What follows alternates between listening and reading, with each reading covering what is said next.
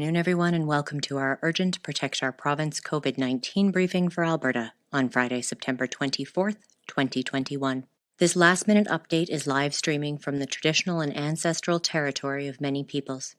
We are grateful to live and work in Alberta, a province on the traditional territory of 48 different First Nations and the unceded homeland of the Métis Nation. Today's conversation is being shared in ASL. To ensure access to completely accurate information, closed captioning will be uploaded after the live stream is complete. This conversation for the public is being shared live on YouTube, Twitter, and Facebook. Today's briefing will aim to be 30 minutes in length. We will be hearing from a variety of Protect Our Province Alberta Coalition team members. Thank you, everyone, for joining us today. We're trying not to call these urgent briefings very frequently, but given where we are in the Delta wave and everything that has unfolded over this last week, we felt it was time for a community conversation. After which, we will take any media questions and then offer some final thoughts. I would like to begin our conversation today by publicly stating we are not aware of Phase 1 of triage protocols being enacted in Alberta. But we do know that the current measures in place are unlikely to prevent us getting there, which is why we need to openly discuss some very challenging topics that we do not want to be addressing, but in all honesty, we have to. Operation Laser, military assistance in our province, is about to begin, while simultaneously the restrictions introduced by our provincial government signal to Albertans that it is business as usual. I can go to the mall. My kids can go to overcrowded classrooms, but 75% of pediatric surgeries have been postponed. And our medical system has moved into a mode that is not only unsustainable, it is unimaginable in a Canadian healthcare context. But nonetheless, here we are. What now is the question that I have for our Protect Our Province Coalition. What now? With me today, I have Dr. Schwartz, Dr. Bakshi, Renee, PhD, Reanne. I can't speak apparently because I'm really feeling it today. I am in, not the best of states. Thank you, Reanne Booker. Dr. Asadi, Dr. Gasparovich, Dr. Hardcastle, and Dr. Parks. Thank you all very much for making time to be here this afternoon. What now?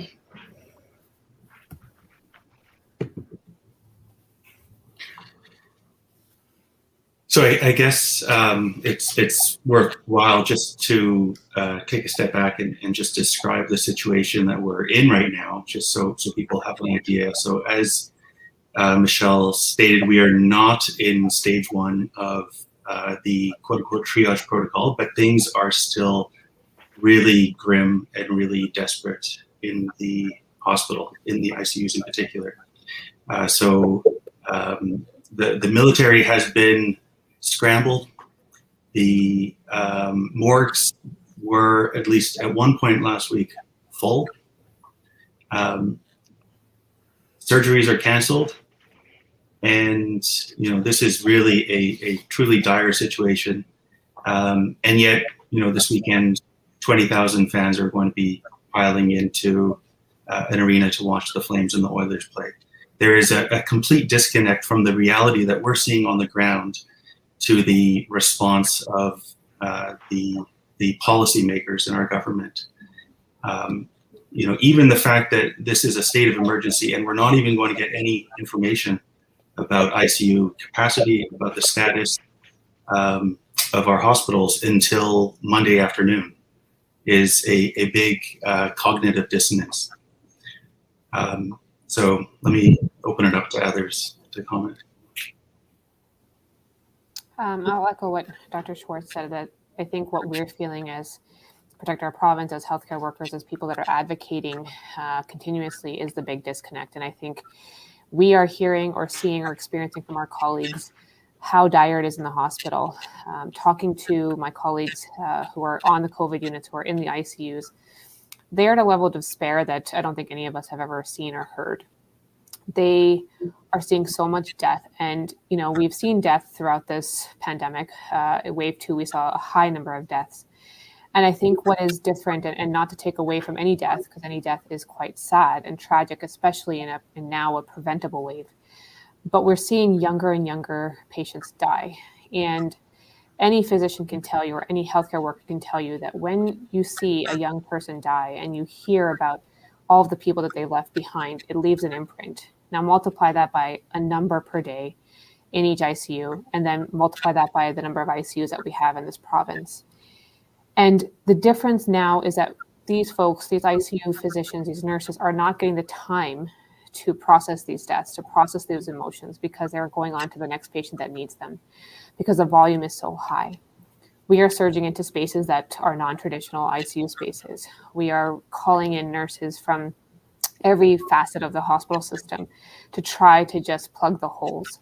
We are not very far away from running out of capacity, running out of staffing. And this is not a scenario that we need to be in, but we are in. And, you know, our policymakers can still do things to help us a couple of weeks from now. But the reality is whatever they do today is not going to change the course of next week. And that's, I think, very frightening for all of us. Yeah, for sure. I think, you know, I'm not a critical care nurse. I'm a palliative and oncology nurse. And, I spent a few days last week in the ICU at Foothills, and you can't unsee what you see there. And in my role, I'm used to dealing with people who are dying. I think what's really hard about this is that it's preventable deaths that's making it so challenging. And knowing that this didn't have to be like this, and my heart goes out to all the critical care nurses, all the nurses and healthcare staff who've been doing this for so many months now. You know, it's heartbreaking that it's come to this. And I think in some ways I feel like we're preaching to the choir here, because I've seen the comments on our briefings and updates. And I know all of you are doing so much. You're doing whatever you can to keep yourselves updated, you know, of the latest information, and you're asking, what can you do to help? And you're doing all you can. And so I think all we can do is keep thinking of those people in our communities who are most vulnerable and keep trying to protect them. And just get vaccinated and you know, continue to answer questions of our family and friends who might have questions about the vaccines and be scared or worried or whatever the case may be.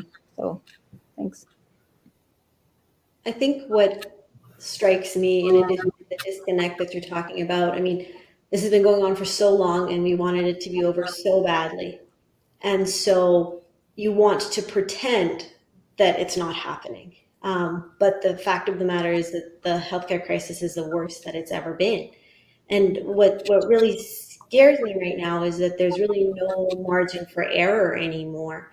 And, you know, any one super spreader event can be what takes us into the absolute worst, into the nightmare scenario. And for me, that's what's the most frightening, is that we're just on a nice edge right now, and we just can't afford to be complacent at all, and we can't afford to pretend that things are normal when they're simply not.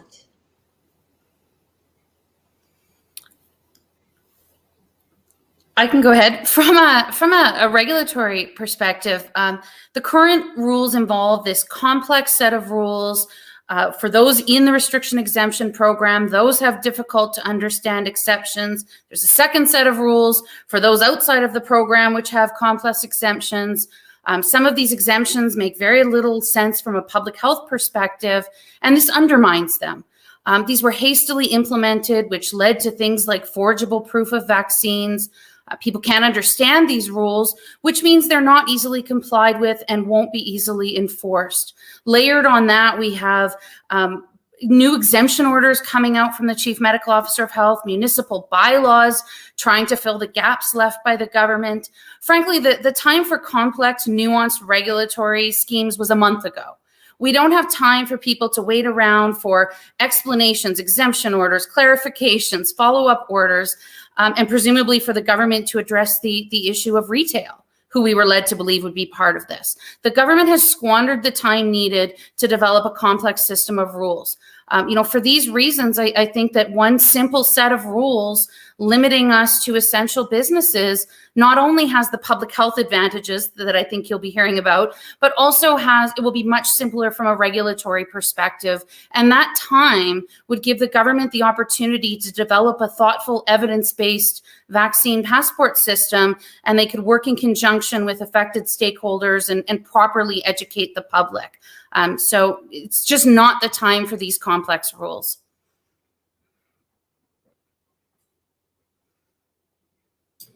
Yeah, I 100% agree with that. And I think I said the exact same thing today, is that the time to be nuanced and cute with the rules, the time to do, fancy stick handling, to try to thread the needle, if I can mix all my metaphors together, was a month ago.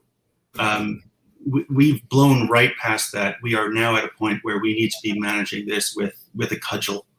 We need to be using a blunt instrument that applies both to those who are unvaccinated and those that are vaccinated. And I know this is going to be unpopular because we've been, praising the benefits of vaccines to be able to keep people from getting sick. But the fact is that we are so desperate right now. Our healthcare system is literally hanging by a thread. And I don't think we can afford anything but a full and complete shutdown of everything but essential businesses. This includes, sadly, I think this needs to include schools at this point, because we are just in so much trouble with the current state of ICU occupancy. My understanding on the numbers from today is that there were 17 new ICU admissions and that AHS managed to make 20 new ICU beds overnight. How long can that happen for? How much more space? Thank you. Yes, Dr. Parks, please. Sorry, I was going to jump in and answer that to the. So I've been in the media a bit today, and there's a bit of confusion. So I want to be really clear. This isn't about ventilators. We have tons of ventilators. Like I don't want to get in an argument match about that, because it's not that. It's about the people, the human beings, to run those ventilators when there's a sick person on them. And that's not infinite. We will not be able to continue the heroic measures everybody's done. I'm super proud of my team in AHS and across this province. It's unbelievable what they've done to add capacity and double our beds. But we can't go on. And it's the simplest way I can tell you is we're on the edge of the cliff. That everybody in the media is very focused right now today about critical triage. That is falling off the cliff. That is telling life or death and not being able to save people we normally could have saved. So none of us want to fall off the cliff. We've taken steps towards the edge of the cliff that we all wish we'd never done. And there's lots of them, but we're on the edge of the cliff. And I can tell you the other thing, 17 people dying, today, and the numbers in the last couple of days, that's 1 or 2 Humboldt bus crashes every single day in Alberta.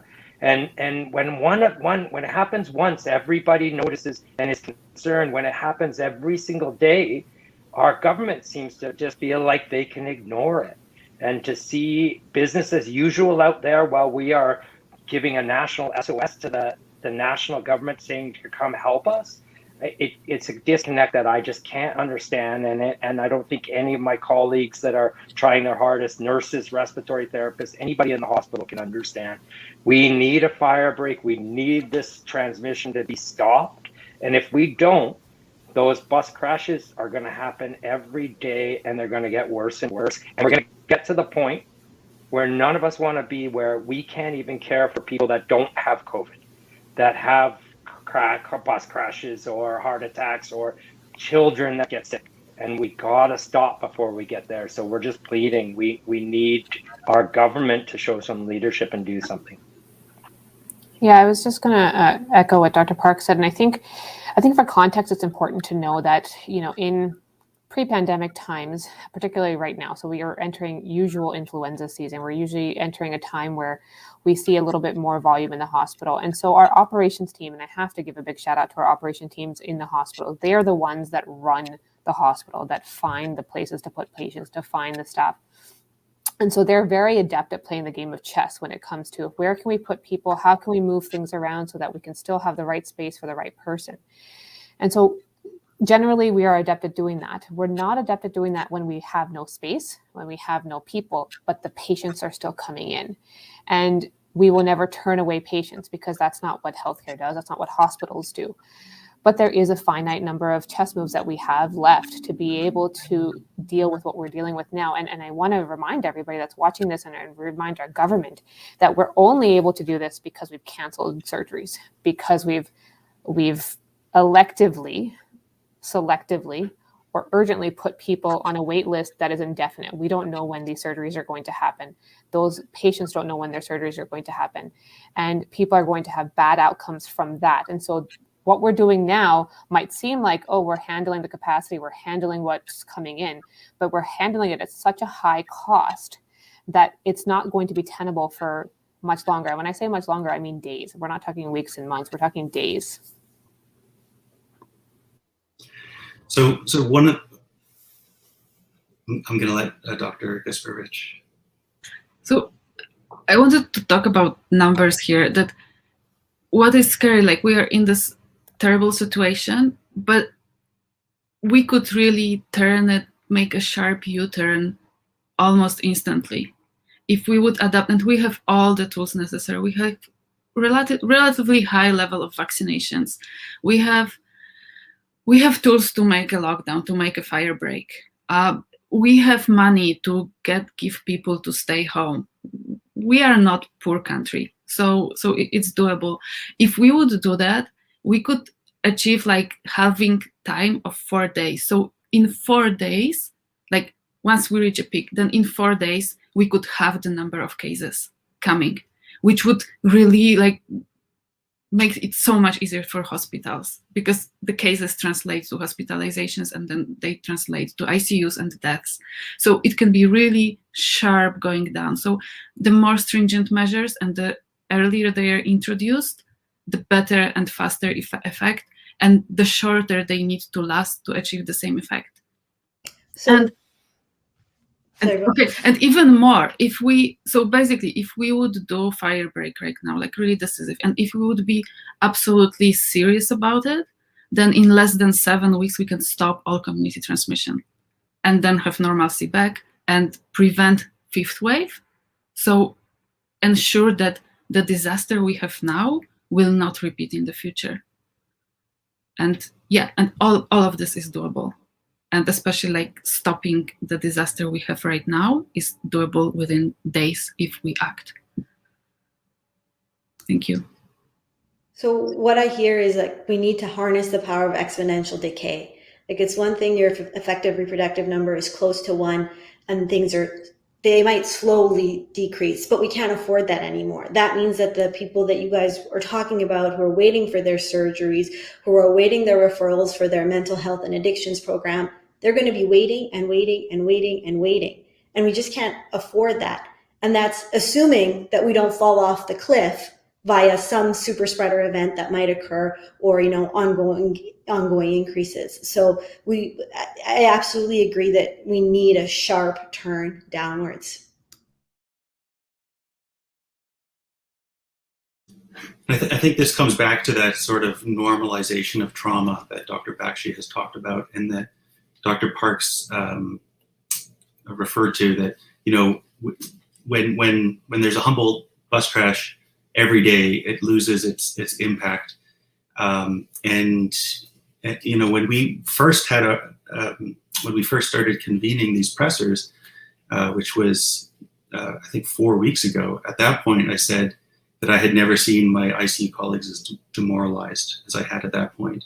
And those ICU colleagues have been working every single day. There has been no respite, because hospitals that normally would have 4 ICU intensivists working now have 12 working. And so all of those traumas every day, of having to, discontinue care on a 30-year-old, having to, stop a code on a mother of young children, for example. There's no time to process that, and it's just building up and building up and building up. The other thing is that while we look at those number of surge beds increasing, and it really is heroic, the sort of Tetris that they've been able to play in order to expand the number, it's important to keep in mind that there's a trade-off. So it's great that we are not at the point of having to decide which patient is going to be in a bed, but what we're doing is we're diluting the meaning of ICU care by moving patients into areas that are not traditional ICUs. They might be an operating room, they might be a post-anesthetic recovery room, and patients that are on the ward are getting care that is only safely provided with the sort of monitoring that we would traditionally provide in the ICU. And so there's this trade-off. None of us want to be making those decisions of who's going to access care, who gets to live, and who's going to die. But although we aren't at that point yet, the decisions that we are making are just as difficult in a somewhat different way. We've had a couple of questions coming through on the folks at home side. People are hearing we have lots of ventilators. Obviously, we are having human shortages, not shortages, just more patients than humans can care for. Folks were asking about medication shortages, in addition to not enough hands on deck because the deck is too big. I can speak to that maybe. Certainly with medication shortages, first of all, the context is that COVID is new, right? We're still, even though we're 19 months in, it is still new. And so we are still learning, reviewing evidence about how we can treat COVID, how we can try to limit how bad the outcome is. And so over the last few months, Health Canada and Alberta Health Services has been able to provide the hospitals with several medications, monoclonal antibodies that have shown some benefit in reducing severe outcomes. But with that, we are certainly looking at a supply problem. And I don't know that, and I can't speak to know that that is simply an AHS issue. I think that's probably more of a federal issue, that we are not able to keep up with the demand that we need. And I think that's what we're seeing, right? We're seeing too many patients with COVID in the hospital who would benefit from a medication that is in short supply. And it's about supply and demand and trying to keep up with that. And so I think that's another reason that we really have to have a fire break now, is that if we can't keep up with the demand and we can't give the basic standards of care just based on the rapidity of how patients are coming in, we really need to do something now, because we cannot produce this medication overnight. We can't get medications dealt with right away. And if we continue to see this trajectory, we're going to have more and more patients that will not get this. And then the second part of that question with the human resources, I think we've all talked about this at great length now. To an ICU patient that requires a ventilator, requires a respiratory therapist that knows how to run that vent, needs nurses, probably multiple nurses on shift to help move the patient, prone the patient. We've talked a lot about proning on these platforms where patients are placed on their abdomen or their belly. That requires an entire team. You need ICU docs, and as Dr. Schwartz mentioned, these ICU docs have been working continuously without a break, and so they're getting tired. And then you need allied health, you need pharmacy, you need all sorts of people to support one ICU patient. And now we're talking about over 300 patients, and we just don't have the people. I just wanted to add a note on the medication shortage issue. We talk about COVID shining a light on other problems in the healthcare system. Long-term care is of course the example that people always give, but we've had a persistent decades-long problem with medication shortages in Canada, and there are many medications for which we're often on the margin, and Health Canada and policymakers have to scramble to try to find other options, or sometimes patients actually through their pharmacist try to order it in from out of country. And so I think that when we talk about what should we be doing after COVID to improve our healthcare system, I think dealing with drug shortages in Canada is certainly something that has to be on that list. COVID helped us realize even more than we did before just how fragile some of those supply chain issues are, particularly when demand is bumped up. Yeah, that's such an important point. I'll jump into just to echo what Dr. Bakshi said about human resources. So again, the nurses in ICU and critical care are highly specialized. So I have more than 20 years experience as a nurse, but I can tell you my role in ICU is not a critical care nurse. I'm considered a helper RN or a helper nurse. So I can help turn patients, I can help with eye care, mouth care, things like that. But I don't know what to do with ventilators or all the multitude of different intravenous meds that they're on and different things like that. So it's not just plunking nurses from other areas. And, you know, there are some other nurses from other areas that perhaps have those critical care skill sets, but it's not all nurses that have those skills. And just to also reiterate, it takes a minimum of 5 people to prone a patient. So, and that would be, you know, a reasonably small person. So you need 5 people at least to turn the person over onto their stomachs if they're being ventilated. So it's definitely a challenge for sure. Unless anybody one more. Go ahead. Go ahead. Go ahead, Leyla. I was just going to say, unless anybody think that we're going to be rescued by the military here, you know, they've committed to sending 8 ICU nurses, which is fantastic. And 8 ICU nurses, you know, they truly will make a difference. But if you think, you know, they're working 12-hour shifts, so that's the potential for 4 extra beds. And that's, you know, working every 12 hours, basically. So it's, that's one major challenge. Back to the medication issue, I know that one of the anti-inflammatories that we use in patients that are in the ICU, which, you know, we now have good evidence that it does reduce deaths, is really on a touch and go basis. So every day we have to call, you know, the central pharmacy to find out whether it's in stock or not. And it changes day to day. And so it really is very tenuous.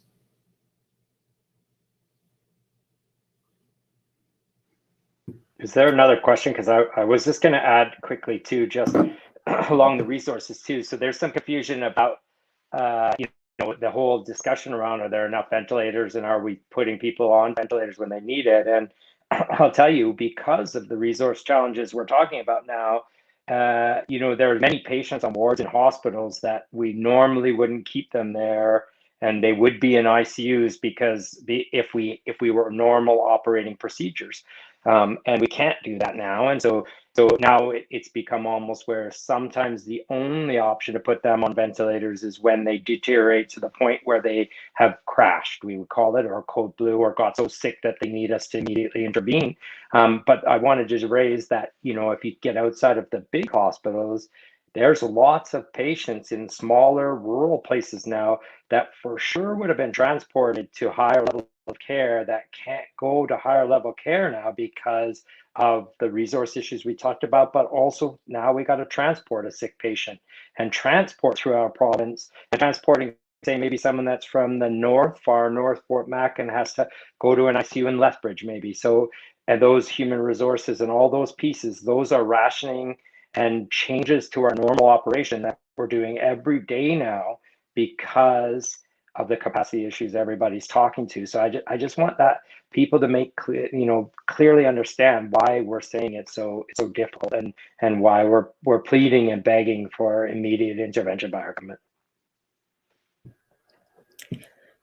On that transportation note, as we've continued the conversation around the possibility of patients leaving Alberta, I noticed today on socials that there were a lot of your wonderful colleagues in Ontario saying they would help as a human, as an Albertan, if the situations were reversed. And I was hearing all of you say that you would help them and simultaneously watching 20,000 people in a stadium on the same day. I wouldn't know where to put that for any of you. And so I guess I'm curious around, I know we briefly touched on it, but how can we reasonably expect the rest of Canada to want to help us when it feels like our government is refusing to help us in the first place? Well, I'll just say that I know all of our Canadians want to help us, that we would want to help everybody else. So, but I hear your question, and your question's very valid. Is how can we be sending out an SOS to the country saying our ship is sinking and we need people to come help us, because the ship is sinking, and yet our government won't even pick up a bail and start bailing, right? Like where our government is signaling that it's business as usual while they're sending out a national SOS. I don't know how to put that together. And I don't blame fellow Albertans right now. I want to be so clear. Like my Albertans out there that don't see the hospitals and don't know what's happening, they're following the lead of our government, who is telling them everything's okay and we don't need restrictions and we don't need this. And so they don't know how to make of it too. So I think everybody across the country will help to their ability, but they have their own issues too, and they have their own capacity struggles. Maybe not near as bad as ours, but I struggle a lot with that disconnect of our government's mixed messaging for sure. And I think that the average Albertan would much rather have their neighbor get their cancer surgery in a timely fashion than sit at a full capacity hockey game. I don't think it's compatible with the priorities of the average Albertan. At the same time, I want to be careful not to be overly critical of the businesses that are making decisions that are in accordance with Alberta health policies. They're being told it is safe to fill up 20,000 people into a stadium, especially if everybody's got a vaccine card or a negative test within 72 hours. Now we know that a 10-year-old could forge a vaccine card with prowess, but even having said that, it's there's a lot of mixed messaging, and we're just not seeing the leadership that we need. We're not getting the medical leadership in somebody conveying that this is not okay, even if 99% of people are vaccinated.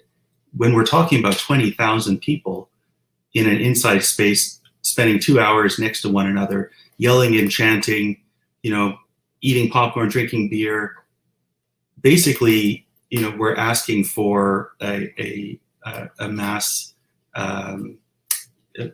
infection event, a mass outbreak. And even if half a dozen individuals end up coming to the ICU because of that, our ICUs cannot accommodate another half a dozen individuals.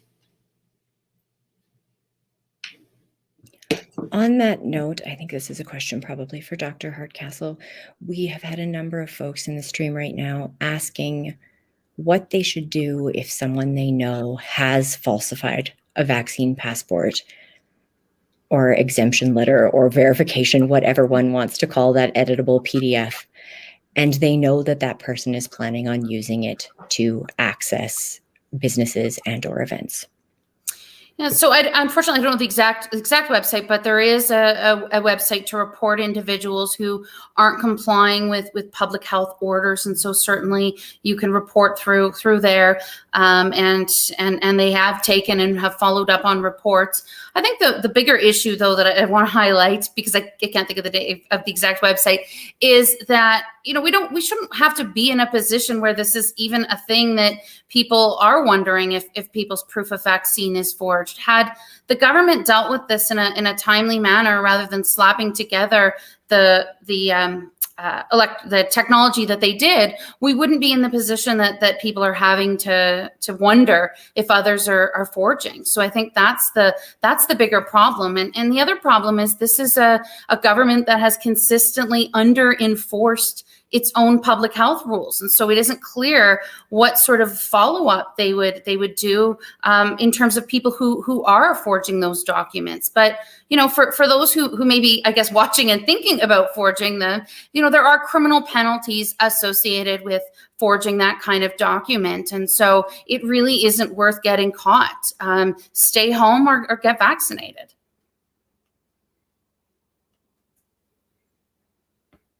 As we get ready to say goodbye, it's a Friday. As Dr. Schwartz indicated, we won't even hear any numbers from the government again until Monday.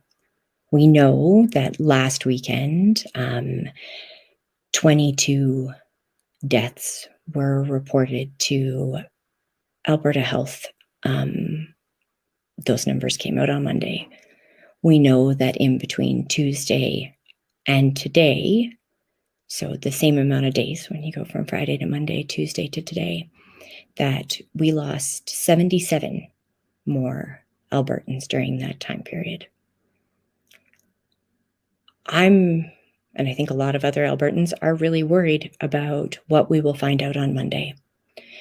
So as a coalition, I guess, is there anything else that we as individuals can be doing, or we as a collective, if our voices are really loud, can be doing so that we don't triple that number again over the next 4 days?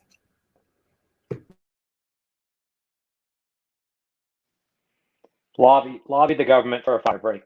To talk to the people, talk to the government.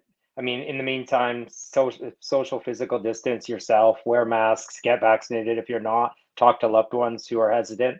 But we need to, this is a public health matter. We need to get our public to, our leaders to act. And so lobby the government, write them letters, call them, let them know how worried you are. It makes a difference. It really will.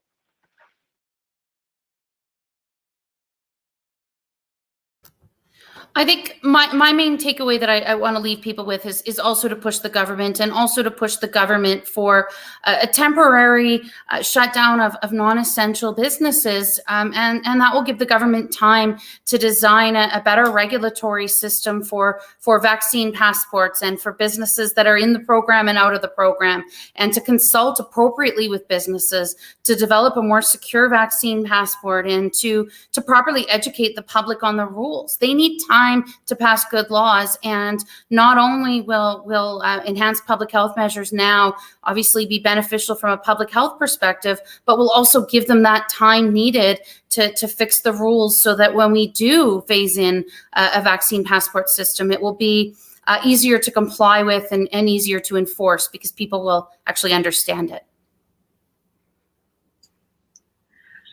I would echo what people before me said. So I would like people to lobby the government, to ask the government to act, to enact the fire break now and get us back to normalcy, get us back to safe place.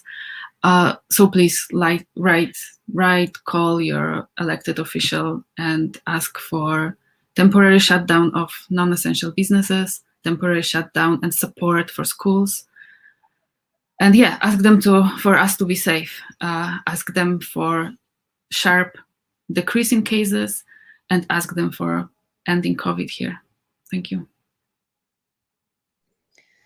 Well, I'll quote the brilliant, extraordinary Sept Faisal, who's in our group as well. And he said in his thread yesterday that he posted, "We're making history in real time that people in all sorts of disciplines will study later. Influence that for the better, however you can."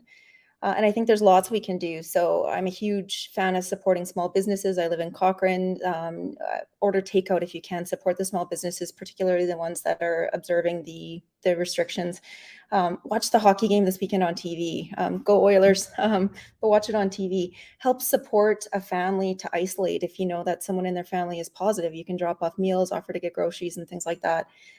There's lots of little things that will add up to big things if we all just keep trying to influence this for the better in whatever small way we can.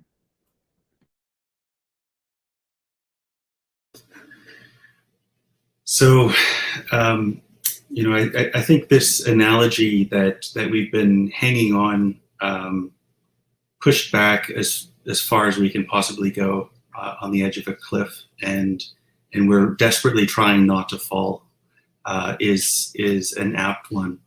Once we do maximize our resources in terms of healthcare capacity, the knock-on effects are going to be enormous, and the number of deaths are going to accelerate. We're already facing a backlog in surgery that's likely going to take years to overcome, and none of this is okay. And ultimately, this needs to be corrected with policy. This is a public health emergency, and the government needs to act like it. I think one of the big things that we all can do as individual citizens is work at countering misinformation. You don't need to be a physician. You don't need to be a scientist. There's plenty of resources. Our briefings are one of them. We don't need to be waiting to see body bags in the street to know that we're in trouble. We are in trouble now. We are seeing a collapse of the healthcare system. We are seeing operations and physicians and nurses working beyond a capacity that is unsustainable. And so talk to your neighbors, talk to your brother-in-law, talk to your sister-in-law. Let them know it is not business as usual, that we can continue to support, as Reanne said, small businesses. We can support the economy without putting lives at risk. So counter misinformation, go into those comment sections, refer people to the right places, let them know it is not business as usual and that we need every single Albertan to help us to get through this. Thank you all so very much for being available to take questions from all over the province today. I've heard #FirebreakAB. I've heard that we need to stop everything and that we need support from our elected officials to do that.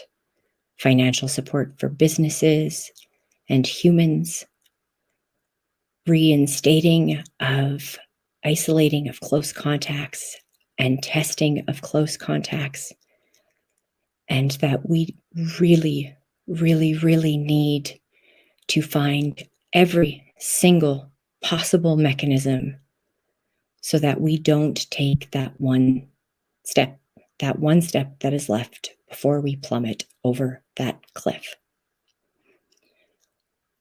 We'll see you again on Tuesday. Please, please stay safe, Alberta. And remember, COVID-19 is airborne. Wear the best mask you have access to. And vaccines really do save lives. And so do every single one of these amazing humans and all of their colleagues that have been working tirelessly for the last 19 months. They really need our help. There's only so many of them, and the number of lives that need to be saved keep increasing every single day. Thank you very much. See you Tuesday.